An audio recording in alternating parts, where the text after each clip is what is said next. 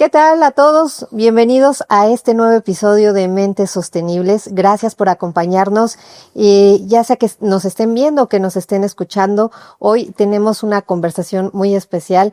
Mi nombre es Claudia Pérez y hoy nos acompaña Mario Alberto Enríquez, biólogo y especialista en ecología acuática, con una trayectoria profundamente ligada al estudio de peces nativos en México. Su trabajo combina ciencia, conservación y un enorme respeto por los ecosistemas que han dado identidad a tantas comunidades del país. A lo largo de su experiencia, Mario ha investigado cómo se comportan la especie del charal para entender cómo viven, cómo se adaptan y qué información aportan sobre la condición real de lagos y presas y cómo su cuidado influye en la vida cultural y productiva del país. Bienvenido, doctor Mario. Y pues vamos directo al punto donde todo empezó. ¿En qué momento descubriste tu interés por los ecosistemas acuáticos y por qué el charal se volvió parte central de tu trabajo? Bueno, yo creo que mi interés en los peces surge desde niño, ¿no? Desde muy niño, puedo decir desde los 5 o 6 años, me ha interesado el acuarismo. Gracias a mis hermanos que me indujeron mucho a los peces, me llevaban a los acuarios a ver, y eso me llamó mucho la atención. Y creo que muchos jóvenes y niños de mi época, pues también estuvieron influenciados por lo que se veía en el momento, ¿no? Esos programas de televisión como el de Jacques Cousteau, creo que es uno de los personajes típicos en los que muchos de mi generación hablan, porque querían ser biólogos marinos específicamente. Es porque te veíamos ese programa, ¿no? Tengo la colección completa del mundo submarino de Jacques Cousteau, que en ese momento lo vendían por tomos, ¿no? En la tienda esta de Gigante, ¿no? Me llamó mucho la atención desde niño y nunca dejé de admirarlo, ¿no? Siempre estaba en mi vista el poder estar en ese tipo de ambiente, ¿no? El ambiente marino. Y bueno, ¿cómo lograr eso? En el futuro, pues fui buscando por qué vías podía yo lograr ese objetivo, ¿no? Ser biólogo marino específicamente, y lo encontré en el Politécnico. ¿No? Ahí fui laboratorista químico, dije, pues esa es la vía, más o menos por ahí es la médico-biológicas, y después de ahí brinqué a ciencias biológicas, ¿no? Y en ciencias biológicas, pues encontré un grupo que se dedica a la ictiología, ¿no? El laboratorio de ictiología y limnología entonces, y que tenían como enfoque entre sus líneas de investigación la del charal, específicamente el género Quirostoma, ¿no? Pues ahí fui observando qué es lo que hacían, me invitaron a trabajar con ellos, a ser parte del grupo, y ahí fue donde me interesó. Me llevaban a campo, los ayudaba a colectar, y observaba más de cerca, ¿no? La problemática del pez. Y no era el único grupo, ¿no? Parte del Politécnico, pues estaba la universidad, estaba la UAM, y que también tenían sus propias líneas, también enfocadas en el charal. Entonces había varios grupos que estaban enfocados en el charal, y noté que es un grupo importante, ¿no? Me llamó la atención. Ah, muy bien. Y justo cuando hablamos del charal, su alimentación nos dice mucho más de lo que imaginamos. ¿Por qué es importante comprender su dieta, de la que hablas en tu investigación, sus patrones alimentarios a lo largo del año? Para comprender la biología de un organismo, en este caso la ecología, el estudio de la alimentación pues nos dice mucho. El estudio de la alimentación puede responder a 3 preguntas principales: el cómo, cuándo y dónde, ¿no? ¿Cómo lo comen? ¿Cuándo lo comen? ¿En dónde lo comen? Esas 3 preguntas nos hacen investigar todo el entorno que tiene que ver con el organismo. Desde la calidad del agua, la forma de los cuerpos de agua donde viven, cómo es su reproducción, y finalmente cuando nos enfocamos en la alimentación, pues no solamente es cómo es el organismo y qué es lo que está haciendo, sino qué otros organismos intervienen con él para hacer esa alimentación, qué influye en su comportamiento y cómo es el comportamiento de estos otros organismos que son parte de la dieta para poder describirlo, ¿no? Entonces, todo eso en conjunto nos ayuda a hacer una descripción muy variada y completa de lo que es la ecología del pez, ¿no?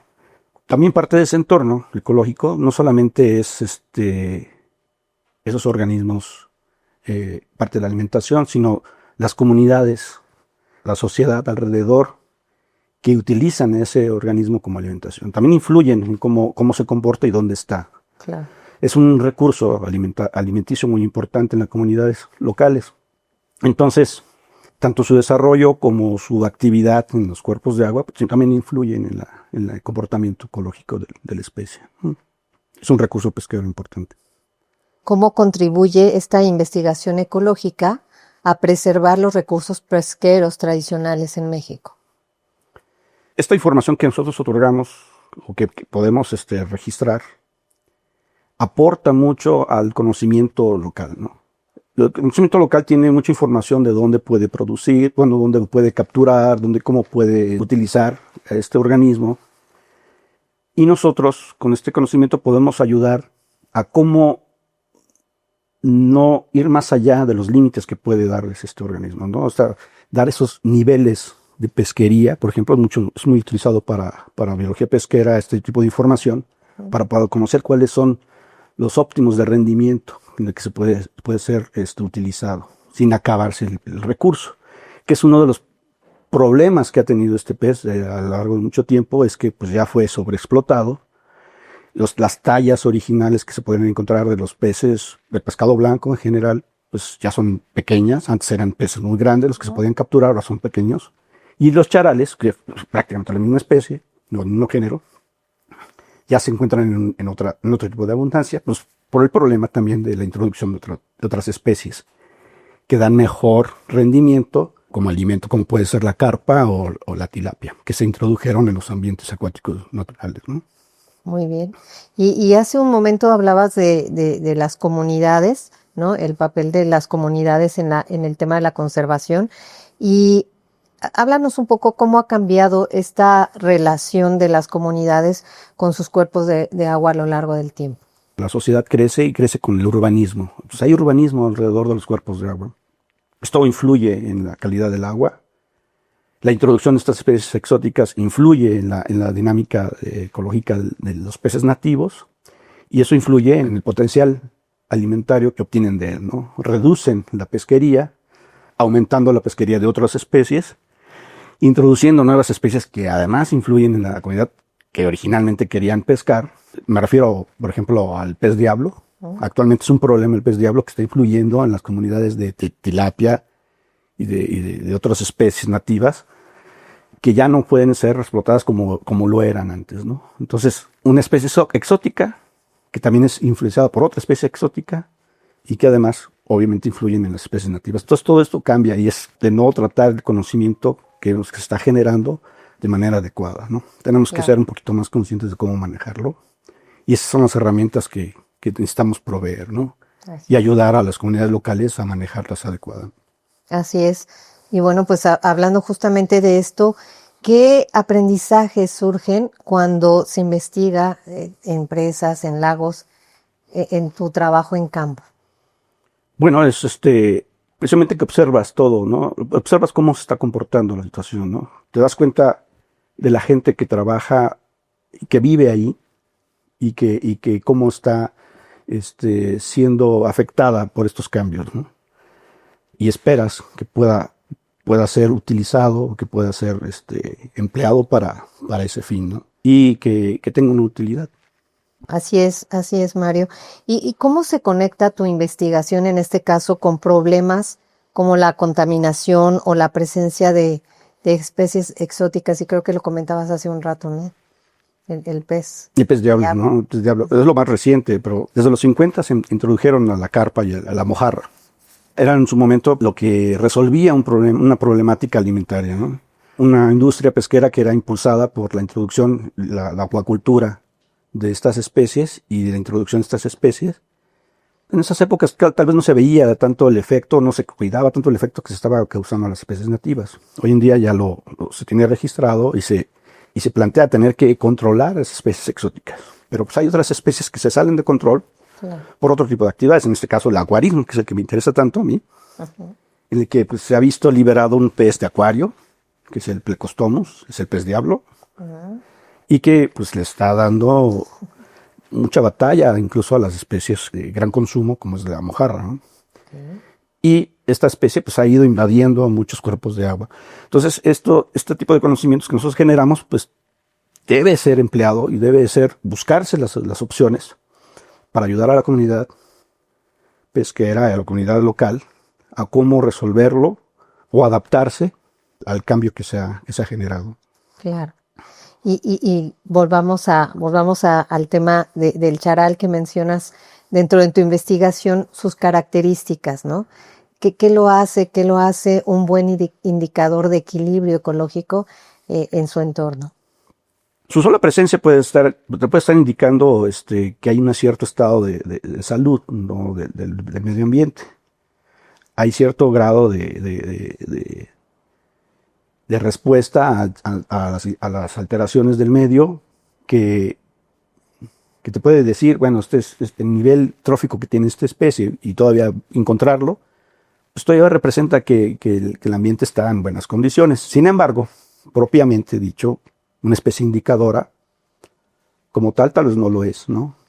Especies indicadoras, por ejemplo, algunos organismos invertebrados que son utilizados específicamente por su sensibilidad a los cambios de los parámetros en el agua, como especies que te pueden indicar que hay un cambio mínimo de algún tipo de parámetro, ¿no? El oxígeno disuelto, algún contaminante ligero, al que este pez puede adaptarse. Y entonces no funciona como una especie indicador, como tal, como con ese concepto. Pero, dada su importancia económica y cultural, pues puede tomarse como una especie a la que yo llamo, bueno, se le llama una especie sombrilla o especie paraguas. Uh-huh. ¿Cómo es eso? Si tú te dedicas a la producción y protección de esta especie para poder desarrollarla, esta especie con ella vienen muchas otras, como estaba mencionando, hay muchas otras especies que están interactuando con ella y que obviamente se van a ver protegidas en manera automática. Entonces, claro, si nosotros protegemos el recurso, no solamente va a ser el puro pez, va a ser todo su entorno, en el cual el pez necesita sobrevivir. Por eso sería importante, tal vez, considerarlo como una especie sombrilla o de carácter, una especie con carácter cultural y económico importante.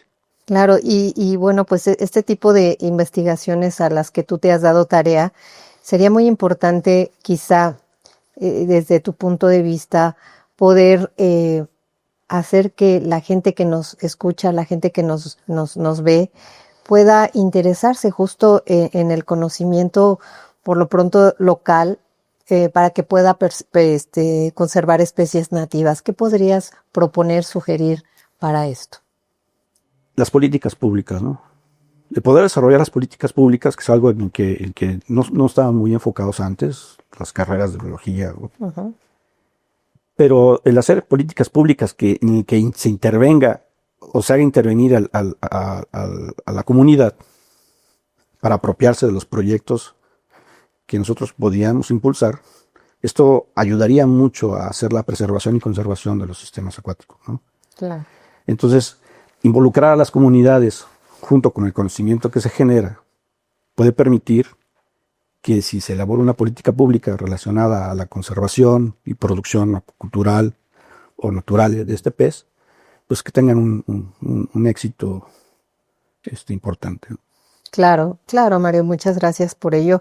Y pues para ir cerrando esta conversación, ¿qué mensaje te gustaría dejar sobre este vínculo entre biodiversidad acuática, la cultura que mencionabas y la sustentabilidad en México?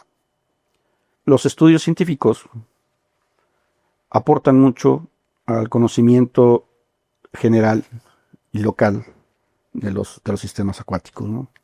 Los sistemas acuáticos son finalmente el soporte de muchas culturas y el soporte de todas las sociedades que se desarrollan, ¿no? Todas las sociedades se desarrollan alrededor de un sistema acuático. Sí. Si nosotros comprendemos cómo funciona el sistema acuático y lo cuidamos, estamos asegurando que nos provea y siga su curso natural, ¿no? Claro. Es algo en lo que no dejamos de enfocarnos ese tiempo, no lo sabíamos, no lo conocíamos de esa manera y hoy en día ya lo estamos viendo, que es lo que se necesita, ¿no? Y obviamente, pues, el considerar las comunidades locales es lo que ayudaría mucho al éxito de los programas o proyectos que se quieren realizar por parte de los centros de investigación o la parte gubernamental, ¿no?